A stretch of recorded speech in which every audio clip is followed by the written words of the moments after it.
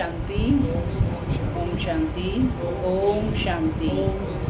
आज 29 मई 2024। आज बाबा ने मीठी मधुर मुरली में बताया कि दुनिया में भी यही होता है कि जो याद करते हैं याद से याद मिलती है। तो जब हम आत्माएं परम आत्मा को, जिसे परमात्मा कहते हैं, उसे याद करेंगे तो क्या वो हमें याद नहीं करेगा? अवश्य करेगा ना। बाप बच्चों को याद करता है और बच्चे बाप को याद करते हैं। बाबा ने कहा जैसे जैसे तुम ये ज्ञान या राजयोग की जो पढ़ाई है पढ़ते जाएंगे तो तुम्हारी अवस्था भी परिपक्व यानी पक्की होती जाएगी, और जिससे तुम्हारी जो ये कर्मेंद्रियां हैं इनकी जो चंचलता है वह समाप्त हो जाएगी। सुनते हैं आज के डायरेक्ट ईश्वरीय महावाक्य। ओम शांति।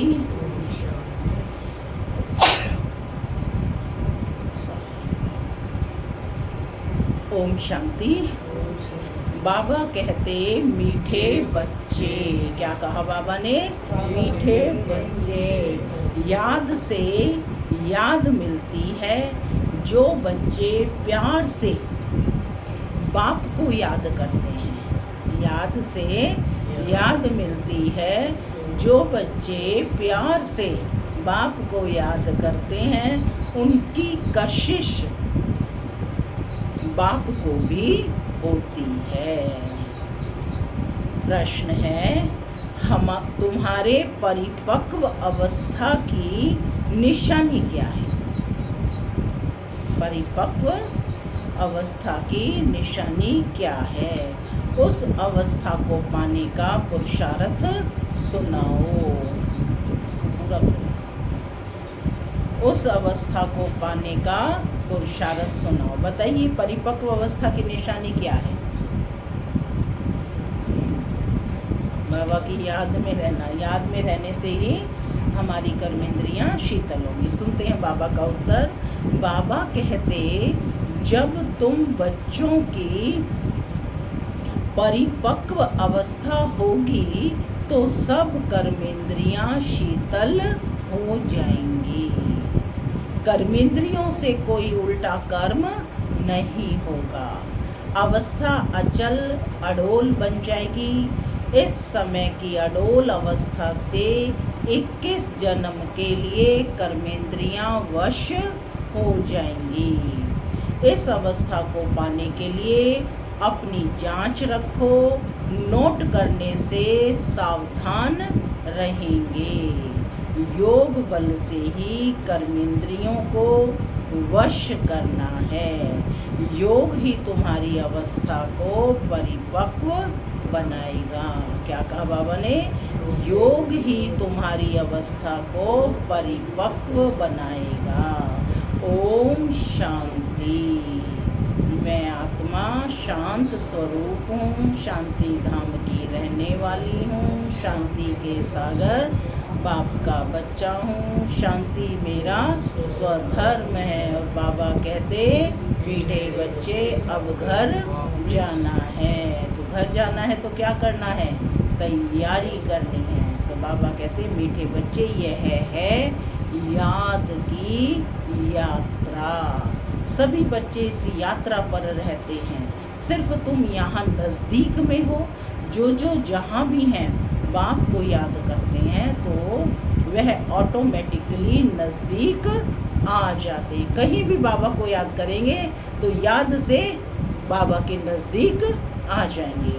जैसे चंद्रमा के आगे कोई सितारे बहुत नज़दीक होते हैं, कोई बहुत चमकते हैं, कोई नज़दीक और कोई दूर भी होते हैं।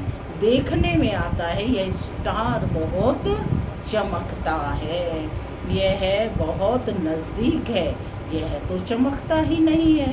तुम्हारा भी गायन है। तुम हो ज्ञान और योग के सितारे। क्या टाइटल दे रहे हैं बाबा? ज्ञान और योग के सितारे। ज्ञान सूर्य मिला है बच्चों को। ज्ञान सूर्य कौन है? शिव बाबा है ना। ज्ञान सूर्य मिला है बच्चों को। बाप बच्चों को ही याद करते हैं। किन बच्चों को याद करते हैं? जो सर्विस एबल बच्चे हैं।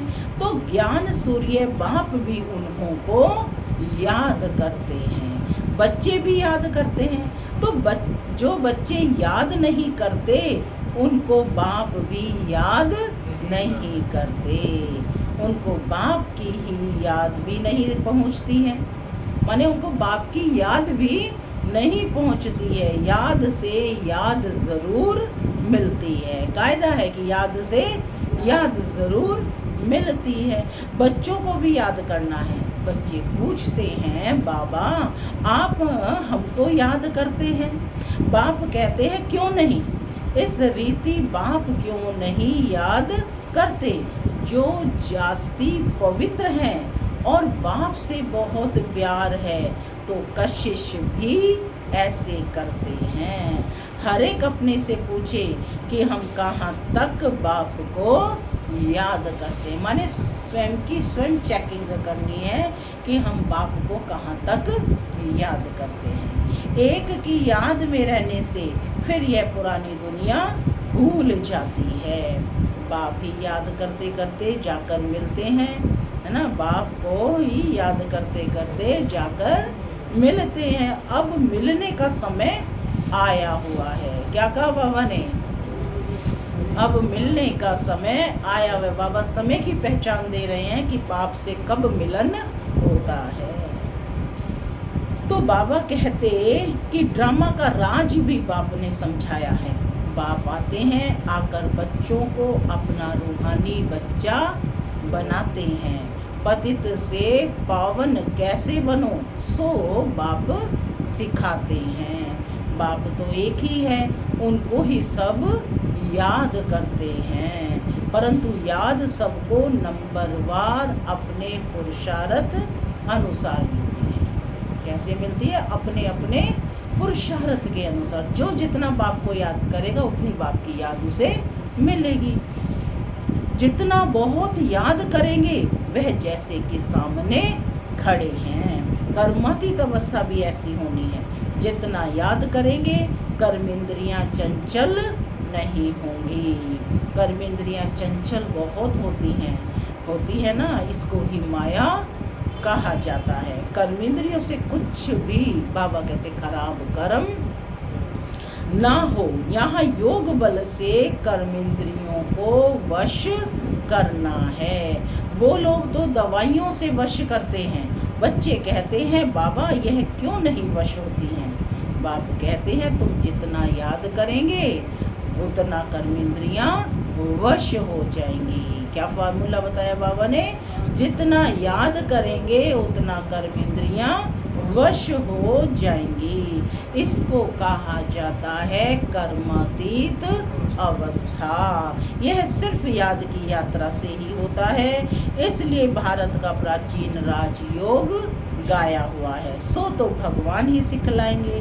भगवान सिखलाते हैं अपने बच्चों को। तुम्हें इन विकारी कर्मेंद्रियों पर योग बल से जीत पाने का पुरुषार्थ करना है। संपूर्ण पिछाड़ी में होंगे।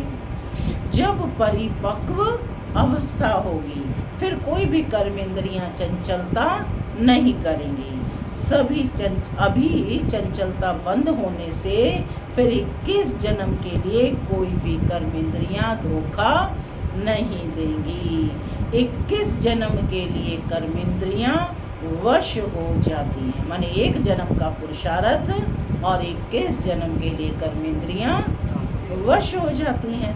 सबसे मुख्य है काम।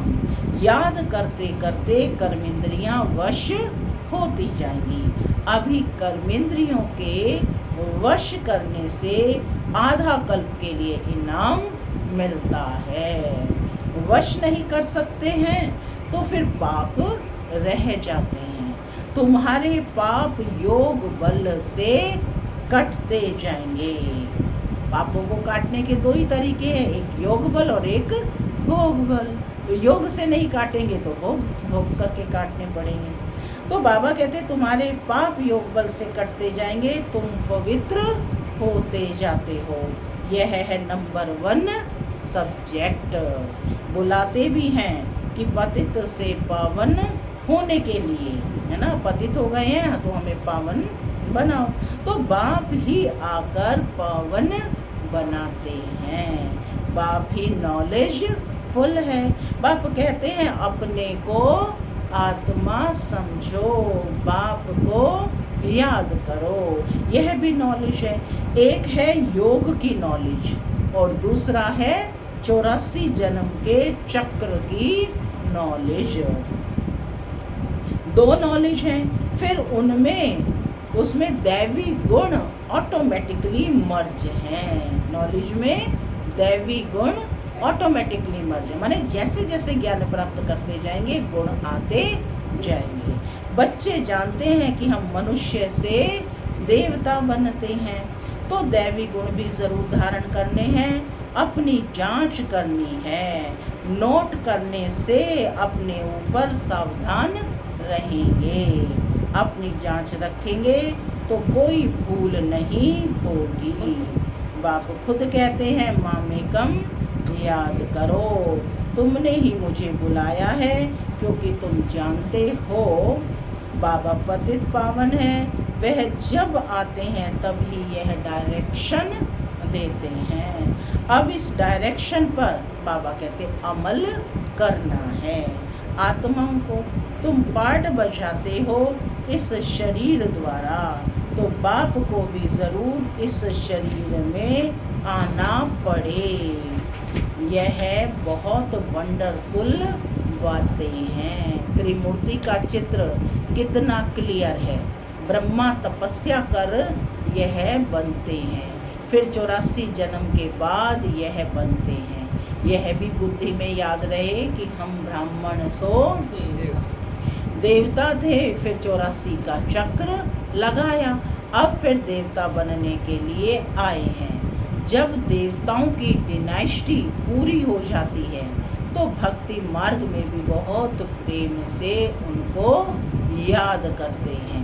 अब वह बाप तुमको यह पद पाने के लिए युक्ति बताते हैं। याद भी बहुत सहज है, सिर्फ सोने का बर्तन चाहिए। क्या है सोने का बर्तन? बुद्धि रूपी बर्तन सोने का चाहिए। जितना पुरुषार्थ करेंगे उतनी पॉइंट्स इमर्ज होंगी। ज्ञान भी अच्छा सुनाते रहेंगे, समझेंगे जैसे कि बाबा हमारे में प्रवेश कर मुरली चला रहे हैं। बाबा की बहुत मदद मिलती है ना, बाबा भी बच्चों की बहुत मदद करते हैं। औरों का भी कल्याण करना है, वह भी ड्रामा में नूंद है। एक सेकंड ना मिले दूसरे से, टाइम पास होता जाता है। इतने वर्ष इतने मास कैसे पास होते हैं? शुरू से लेकर टाइम पास होता आया है।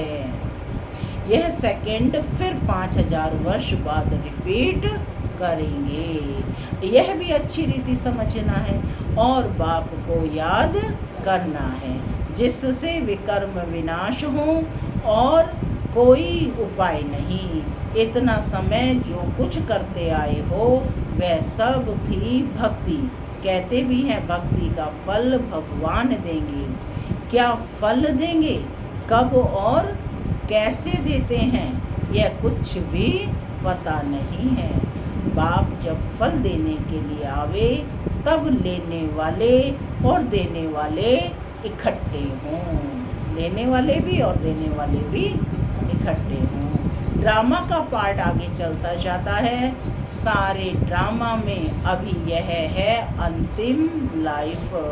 हो सकता है कोई शरीर भी छोड़ दे और कोई पार्ट बजाना है तो जन्म भी ले सकते हैं। किसका बहुत हिसाब किताब होगा तो जन्म भी ले सकते हैं। किसके बहुत पाप होंगे तो घड़ी घड़ी एक जन्म ले, फिर दूसरा तीसरा जन्म लेते छोड़ते जाए रहेंगे। गर्भ में गया दुख भोगा, फिर शरीर छोड़ा दूसरा लिया। बाबा कहते काशी कलवट में भी ये हालत होती है। पाप सिर पर बहुत हैं, योग बल तो है नहीं।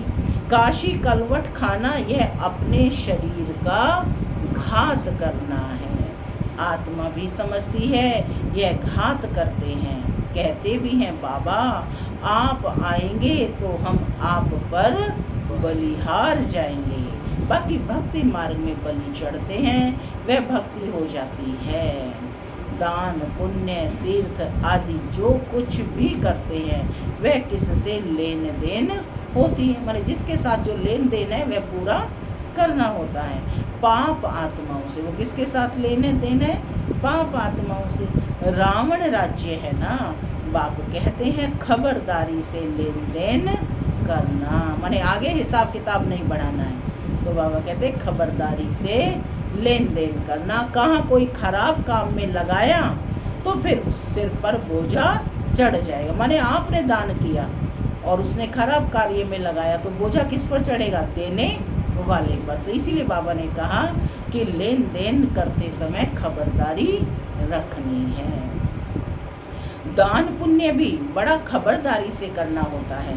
गरीबों को तो अन्न और कपड़े का दान दिया जाता है। वह आजकल धर्मशालाएं आदि बनाकर देते हैं। साहूकारों के लिए तो बड़े बड़े महल हैं, गरीबों के लिए हैं झोंपड़ियाँ। वह तो गंदे नाले के आगे रहे हुए हैं। उस किचड़े की खाद बनती है जो बिकती है, जिस पर फिर खेती आदि होती है। सतयुग में तो ऐसे किचड़े आदि खेती पर खेती नहीं होती है, वहाँ तो नई मिट्टी होती है। कल भी बाबा ने कहा था ना, है ना, नए मकान होंगे, नया अनाज होगा, नई हवा होगी, सब कुछ सतयुग में नया होगा। तो आज भी बाबा कह रहे हैं कि वहाँ तो नई मिट्टी होती है, उसका नाम ही है पैराडाइज। नाम भी गाया हुआ है, पुखराज परी, सब्ज परी, रत्न है ना। कोई कितनी सर्विस करते हैं और कोई कितनी करते हैं। कोई कहते हैं हम सर्विस नहीं कर सकते। बाबा के रत्न तो सभी हैं, परंतु उनमें भी नंबरवार पुरुषार्थ अनुसार है जो फिर पूजे जाते हैं। पूजा होती है देवताओं की। भक्ति मार्ग में अनेक पूजाएं होती हैं, वह सब ड्रामा में नोंद है, जिसको देखकर मज़ा आता है। हम एक्टर्स हैं, इस समय तुमको ये नॉलेज मिलती है, तुम बहुत खुश होते हो। जानते हो भक्ति का भी पार्ट है, भक्ति में भी बड़े खुश होते हैं। गुरु ने कहा माला फेरो, बस उसी खुशी में फेरते रहते हैं, समझते कुछ भी नहीं है। 2 मिनट बाबा को याद करेंगे।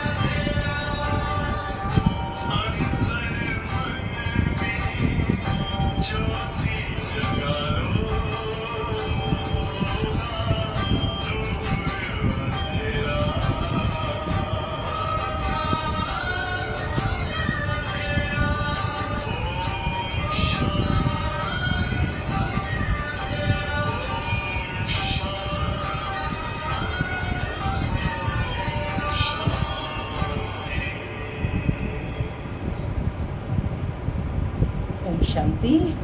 तो बाबा कहते हैं ये सब ड्रामा में नून है, हम सब एक्टर्स हैं, इस समय तुमको नॉलेज मिलती है, तुम बहुत खुश होते हो, जानते हो भक्ति का भी पार्ट है, भक्ति में भी बड़े खुश होते हैं। गुरु ने कहा माला फेरो, बस उस खुशी में फेरते ही रहते हैं, समझ कुछ भी नहीं। शिव निराकार है, उनको भला दूध पानी आदि क्यों चढ़ाते हैं, मूर्तियों को भोग लगाते हैं, वह कोई खाती थोड़े ही हैं। भक्ति का पेशगीर यानी विस्तार बड़ा है, भक्ति है झाड़ और ज्ञान है बीज।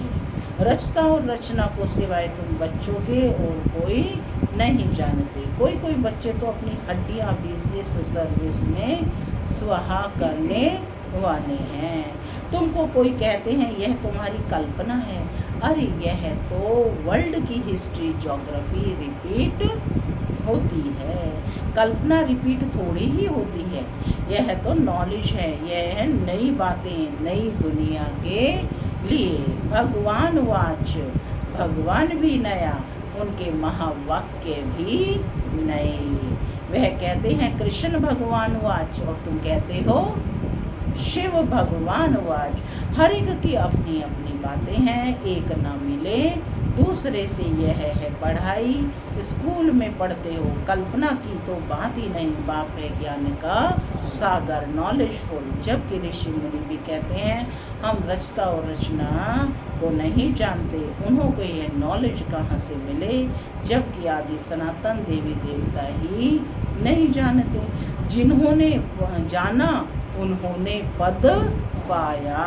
क्या कहा? जिन्होंने जाना उन्होंने पद पाया। फिर जब संगम युग आए तब बाप आकर समझाएं। नई नई इन बातों में मूंझते हैं, कहते हैं बस तुम इतने थोड़े ही राइट हो, बाकी सब झूठे हैं। तुम समझाते हो गीता जो माई बाप है उसे ही उन्होंने खंडन कर दिया है, बाकी तो सब तो रचना है, उनसे वर्षा मिल ना सके। वेदों शास्त्रों में रचता और रचना की नॉलेज हो ना सके।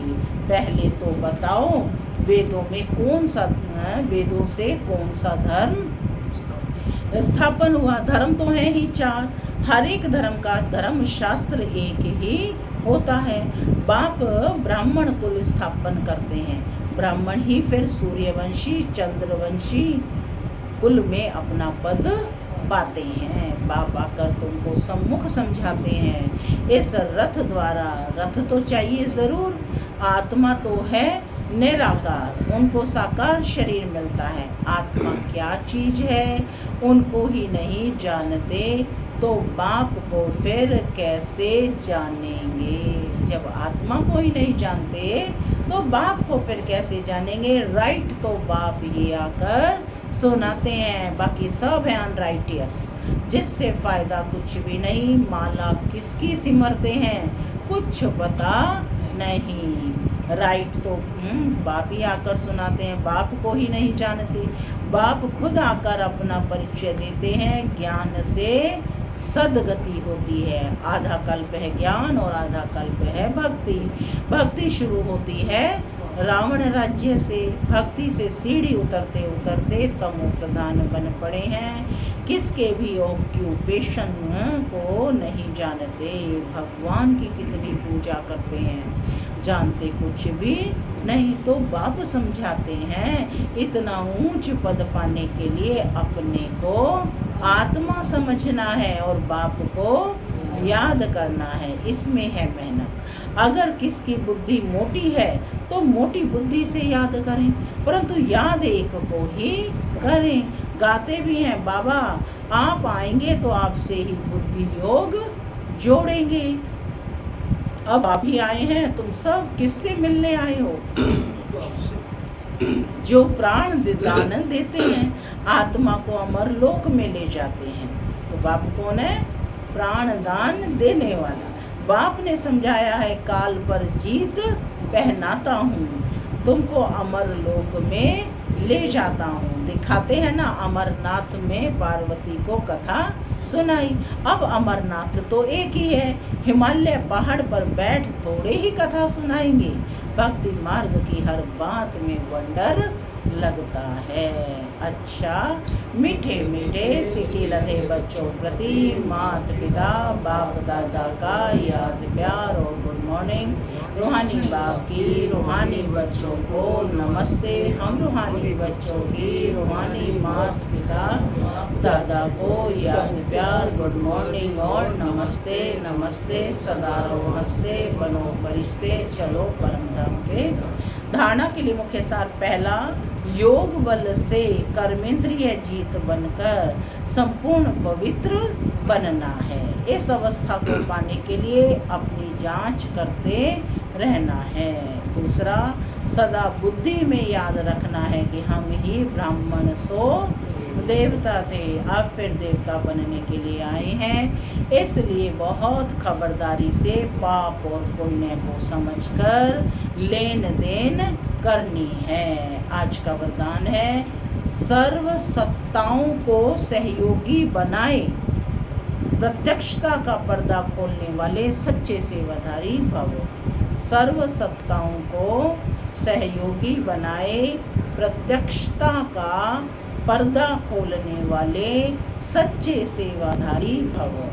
प्रत्यक्षता का पर्दा बाबा कहते तब खुलेगा जब सब सत्ता वाले मिलकर कहेंगे कि श्रेष्ठ सत्ता, ईश्वरीय सत्ता, आध्यात्मिक सत्ता है तो यही एक परमात्म सत्ता है। सभी एक स्टेज पर इकट्ठे हों, ऐसा स्नेह मिलन करें। इसके लिए सबको स्नेह के सूत्र में बांध समीप लाओ, सहयोगी बनाओ।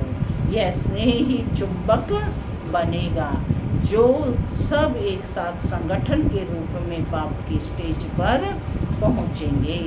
तो अब अंतिम प्रत्यक्षता के हीरो पार्ट में निमित्त बनने की सेवा करो, तब कहेंगे सच्चे सेवाधारी। स्लोगन है, सेवा द्वारा सर्व की दुआएं प्राप्त करना, यह आगे बढ़ने की लिफ्ट है। सेवा द्वारा सर्व की दुआएं प्राप्त करना, यह आगे बढ़ने की लिफ्ट है। ओम शांति।